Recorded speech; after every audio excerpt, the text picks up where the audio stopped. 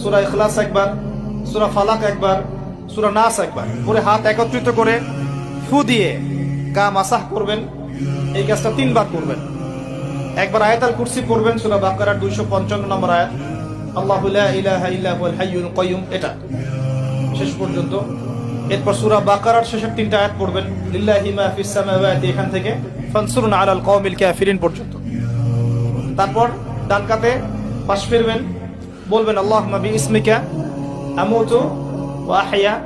হাত নিবেন, হাতে গুনতে থাকবেন সুবহানাল্লাহ সুবহানাল্লাহ সুবহানাল্লাহ 33 বার, আলহামদুলিল্লাহ আলহামদুলিল্লাহ আলহামদুলিল্লাহ 33 বার, আল্লাহু আকবার আল্লাহু আকবার আল্লাহু আকবার 34 বার। ঘুমিয়ে যাবেন। এখন যদি আপনি 6 ঘন্টা ঘুমান, আপনি নবী সাল্লাল্লাহু আলাইহি ওয়াসাল্লামের সুন্নত অনুযায়ী ঘুমিয়েছেন, প্রত্যেক ঘন্টা ঘুমানোর জন্য আল্লাহ আপনাকে নেকি দিবেন ইনশাআল্লাহ।